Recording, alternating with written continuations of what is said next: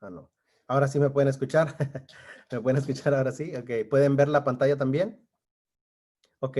Bueno, vamos a reflexionar brevemente, hermanos. Tenemos una serie de predicaciones y una serie de reflexiones cada domingo sobre la naturaleza de la iglesia del primer siglo, la iglesia que se nos describe ahí en el libro de los Hechos. Y quiero comenzar con esta pregunta. Quiero que nos hagamos esta pregunta. eh, y bueno, al final voy a dejar un tiempo para que podamos participar en una pregunta que les tengo para todos al final de nuestra reflexión. Pero la primera pregunta con la que me gustaría que comenzáramos es, ¿qué nos hace miembros de la iglesia? Y estamos hablando nosotros de nuestra congregación. Yo sé que hay también algunos que no son de nuestra congregación y todos nos podemos hacer esta pregunta. ¿Qué nos hace miembros de la iglesia? Y hago esta pregunta, hermanos, porque muchas veces, o usualmente, lo que nos hace miembros de la iglesia, diríamos que es porque vamos el domingo a un lugar. Entonces, usualmente muchos conectamos nuestra membresía porque nos reunimos 1 o 2 horas a la semana y por eso nos consideramos miembros de la iglesia. Y bueno, no estoy diciendo que no somos, que si venimos nada más 1 hora o 2, no somos miembros de la iglesia. Lo que digo es que, ¿qué tenía en mente cuando un cristiano en el primer siglo decía, yo soy miembro de la iglesia?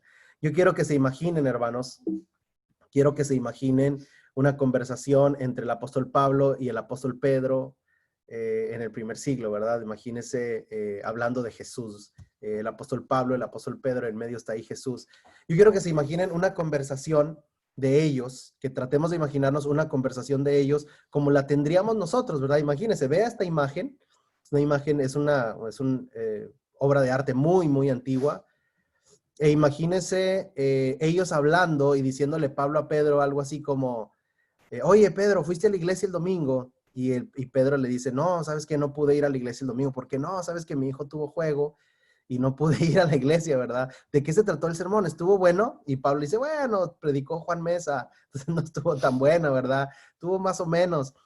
¿Vas a ir el miércoles al estudio? No, salgo bien cansado de mi trabajo y la verdad que no me da tiempo y aparte empieza es el estreno de la novela de Ni contigo ni sin ti, entonces no me la quiero perder, ¿verdad? Este, eh, imagínense, no, y aparte, no, pues es que no me sentía bien, ¿verdad? Dice el apóstol Pedro, le responde a Pablo, fíjate que no me sentía bien, yo sí quería ir, pero me dolía la cabeza, no tenía muchas ganas de ir, y yo me ocupo y me tengo que levantar temprano, y luego el hermano se alarga un montón, entonces no. Ok, déjenme detenerme a mí. ¿Usted se imagina una conversación así entre ellos, hermanos? ¿Verdad que no? Suena chistoso, ¿verdad? Suena gracioso imaginarnos al apóstol Pablo y al apóstol Pedro hablar de esto, ¿verdad? Hablar de, porque no, hermanos, sabemos que son apóstoles, que son cristianos, que jamás tendrían esta conversación, porque ellos no consumen el cristianismo como si fuera un club semanal, ¿verdad? Sino que para ellos el cristianismo es estar en comunidad todos los días con su familia, ¿sí? Eh, entonces no nos imaginamos esta conversación. Hace un tiempo, hermanos, hace un tiempo veíamos nosotros, los que son de México saben que es esta imagen, ¿verdad? Quizá otros también, no sé si lo saben en otros países, pero si usted es de México, usted sabe sobre esta imagen y sobre este video que se hizo viral, ¿verdad? A modo de burla. Pero hace mucho tiempo, hermanos, conocí en México un hombre que venía de las pandillas, ¿verdad? Y no solamente pandillas de esos de cholillos ahí, ¿qué diríamos? Que bueno, nada más no representan una gran pandilla, sino que venía de una pandilla de gente que mala, ¿verdad? Que tenían que ver con narcotráfico y con este tipo de cosas, ¿verdad? Como dirían en Centroamérica, de una mara peligrosa, ¿verdad? Y decía él que para poder salirse de su pandilla, usted sabe, bueno, y todo eso lo sabemos, ¿verdad? Que una vez que entran a una pandilla o a un grupo delictivo, es difícil salirse. Incluso muchos cuando se salen los matan, ¿verdad? Y él decía que había batallado mucho para poder salirse a salvo y que ahora él tenía una nueva pandilla, ¿verdad? Que era la iglesia. Ahora, imagínense, hermanos, una conversación así como la que nos imaginamos con los del apóstol Pablo y Pedro, pero ahora con los miembros de una pandilla. oye, ¿te fuiste a reunir con la pandilla el domingo? No, pues el lunes. No, sabes que no pude porque me sentía mal. ¿Y cómo estarán los demás? No, fíjate que tengo 2 semanas que no voy a la pandilla.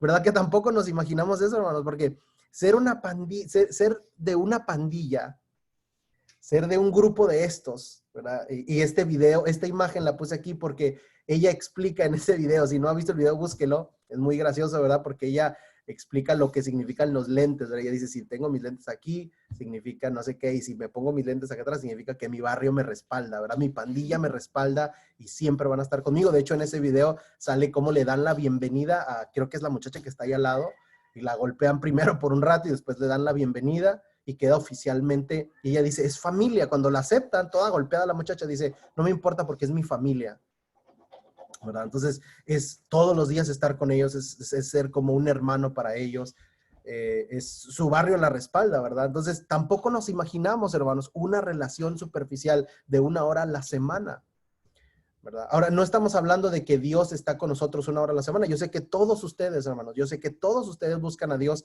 todos los días, que leen la palabra, que oran a Dios, pero estamos hablando de la comunión que hay con nuestra pandilla. Nuestra pandilla se llama White Station, ¿verdad? Esa es nuestra pandilla y la pregunta es si nuestro barrio nos respalda, hermanos, o si nosotros respaldamos a nuestro barrio.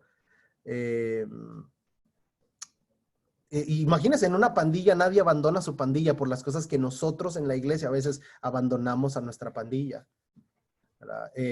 Y bueno, ahora no hablemos de la pandilla, ¿verdad? Sino hablemos de una familia. Y algo que yo, hermanos, algo que yo creo firmemente es que la familia es única. La familia es única, eso es uno de los valores que yo le enseño, que le enseñamos nosotros a nuestros hijos y que nosotros nos recordamos uno al otro, que la familia es única, que nadie nos va a amar como nuestra familia, nadie nos va a querer como nuestra familia. Yo siempre, eh, eh, Valentín y yo venimos de familias muy unidas y que pasamos mucho tiempo juntos y para nosotros es muy importante la familia y para nosotros es difícil encontrar otra relación o casi imposible encontrar otra relación como la que tenemos en familia. De hecho, hace unos días mi mamá que está aquí se estaba ahí medio burlando de mí porque decía, estábamos en una conversación con varios de aquí, ¿verdad? Y decía, no, cuando ya somos adultos, pues ya como que no nos sentimos igual en la casa de nuestros padres, ¿verdad? Y después mi mamá decía, tú sí te sientes, tú a pesar de que eres un adulto, tú sí te sientes igual en mi casa cuando vas, te sientes igual, o sea, tú vas a tus 34 años siendo un adulto y un padre de familia y vas a mi casa y tú sí te sientes igual. Y yo dije, sí, yo sí me siento igual, ¿verdad? Porque para mí mi familia es única y eh, es algo único, es un amor único, hermanos, ¿verdad? Que no puedo comparar y a mí me cuesta mucho, por ejemplo, enseñarle a mis hijos a que le digan tíos a quienes no son sus tíos o que le digan abuelos a quienes no son sus abuelos, porque yo creo que nadie los va a querer realmente como sus tíos o como sus abuelos, ¿verdad? Pero, hermanos, ¿por qué la Biblia nos enseña que la iglesia es como una familia? Y para mí, por esto que le acabo de confesar, para mí es un desafío enseñarme a creerlo primero yo y de enseñarle a mis hijos que la iglesia es como una familia. Para mí, en mi mente, hermanos, decirle que gente que no es que no tenemos una relación sanguínea con ellos, son como una familia. Pero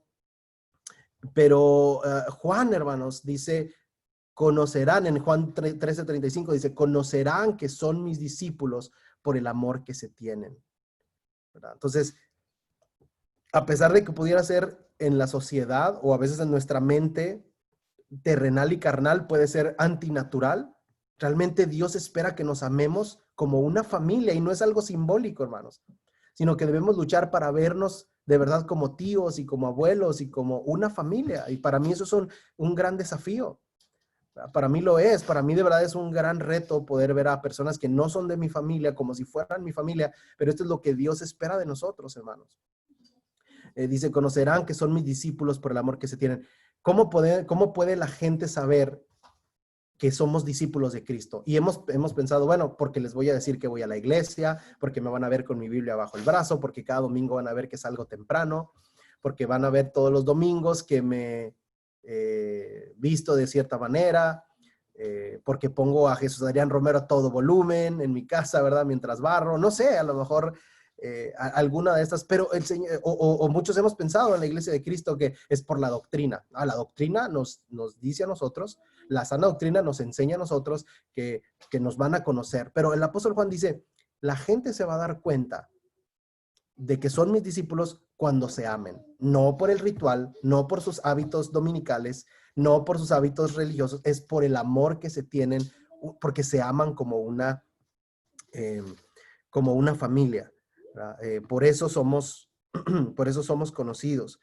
Y podemos decir, bueno, nuestra iglesia es muy cálida, es algo que hemos dicho. Yo creo que nuestra congregación es una congregación muy cálida y es una congregación amorosa. La pregunta es esto suficiente? ¿Estará contento el Señor Jesús con esto? De nuevo, yo creo, hermanos, que nuestra congregación es una congregación cálida, ¿verdad? En cualquier grupo que usted vaya, en nuestra congregación, en la iglesia, en nuestra iglesia, yo creo que la iglesia es cálida, pero la pregunta es si es suficiente esto. Porque el Señor Jesús, hermanos, Jesús dice en Mateo, en el Sermón del Monte, que aún los paganos, fíjese bien en esto, que aún los paganos aman a quien los ama. Entonces, no es ser cristiano si yo amo a quien me ama. Aún el más ateo de los ateos de este mundo ama a quien los ama. ¿Se fijan esto? Esto es lo que dicen las palabras de Jesús.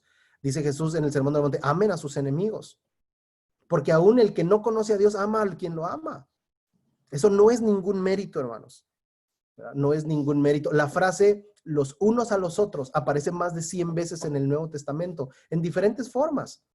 Sopórtense unos a otros, ámense unos a otros, sobrellévense unos a otros, corríjanse unos a los otros, pero aparece más de 100 veces en el Nuevo Testamento la frase los unos a los otros, porque habla de la vida en comunidad. ¿Sí? Y después vemos, hermanos, en Juan 17, cuando Jesús hace esta oración, su última oración antes de ser crucificado, Jesús dice, Señor, le dice a su Padre, Padre, te pido para que ellos sean uno, como tú y yo, Padre, somos uno. Que nosotros, la iglesia, hermanos, seamos uno, como el Padre es uno. El Padre es uno. Y mire, yo quiero que vea esto. Mire esta descripción de la iglesia, hermanos. Todos los creyentes, se reunían en un mismo lugar y compartían todo lo que tenían. Vendían sus propiedades y posesiones. Y fíjese, yo quiero que piensen esto. ¿Cómo era el amor de esta iglesia? ¿Cómo era la unidad de esta iglesia? Piensen esto un momento y vea esta descripción. Se la voy a leer, pero quiero que mientras se la leo, usted vaya pensando en la unidad que tenían, en el amor que tenían. Cómo vivían como una familia verdadera. Todos los creyentes se reunían en un mismo lugar y compartían todo lo que tenían. Vendían sus propiedades y posesiones y compartían el dinero con aquellos en necesidad. Adoraban juntos en el templo cada día. Se reunían en casas para la cena del Señor y compartían sus comidas con gran gozo y generosidad. Todo el tiempo alabando a Dios y disfrutando de la buena voluntad de toda la gente, y cada día el Señor agregaba a esa comunidad cristiana los que iban siendo salvos. Vea esta descripción, hermanos, de la iglesia. ¿Cómo era la unidad de la iglesia? El Señor usa la iglesia para añadir ahí a los que son salvos. No puede haber comunión íntima con Jesucristo sin la iglesia. Estos son dos conceptos que no podemos divorciar, a Jesús y a su iglesia. Mire cómo es esta iglesia, mire la unidad de esta iglesia, mire el amor de esta iglesia. Y por último, hermanos, quiero comentarles sobre un pasaje con el que yo he luchado por muchos años, pero está en 1 Timoteo 1:20. Y el apóstol Pablo, hermanos, en 1 Timoteo 1:20 dice que él estaba batallando tanto con dos personajes. Había dos personajes ahí que le estaban causando a Pablo, en la iglesia, le estaban causando muchos problemas, porque en la iglesia hay problemas, hay diferencias, y hay que resolverlas precisamente por el amor que nos tenemos. Entonces dice el apóstol Pablo en 1 Timoteo 1:20, hermanos, que había batallado tanto ya, había estado luchando, le habían causado tantos problemas. Estos dos personajes que dice el apóstol Pablo, ¿los entregó a quién? Los entregué a Satanás, dice. Ahora, déjenme le digo que con este texto, hermanos, yo he luchado por mucho tiempo tratando de entenderlo bien, y a mí me sonaba algo así, o me suena algo así como la imagen que tengo aquí proyectada, ¿verdad? En donde Pablo dice, mira, ¿sabes qué, Satanás? Estoy tan cansado de luchar con este personaje aquí en la iglesia que no entiende, que no hace caso. ¿Sabes qué? Te lo voy a entregar, nos vemos a la medianoche, voy a hacer un ritual, ¿verdad? Y voy a tener unas gallinas negras y voy a hacer un ritual. Y cuando tú aparezcas, Satanás, yo te doy una foto de él y te lo llevas y acabó el problema de eso. Suena como muy místico, ¿verdad? El apóstol Pablo nunca en el Nuevo Testamento apareció otra frase igual. Nunca la dice él y ni aparece en otro lado una frase así tan parecida, una frase parecida como la del apóstol Pablo en 1 Timoteo 1:20, que dice Alejandro, y Pablo da los nombres, ¿verdad? Alejandro e Himeneo, ¿verdad? Cómo he luchado con ellos, pero ya los entregué a Satanás, Timoteo, no te preocupes. ¿Qué quiere decir Pablo con esto, hermanos? No, obviamente en todo lo que le dije no es lo que Pablo quiere decir. Fíjese, yo quiero notar que usted note esto en cuanto a este pasaje. ¿A qué se refiere Pablo cuando dice, lo entregué a Satanás? Pablo, hermanos, utiliza esta frase, lo entregué a Satanás, para hablar de una medida disciplinaria.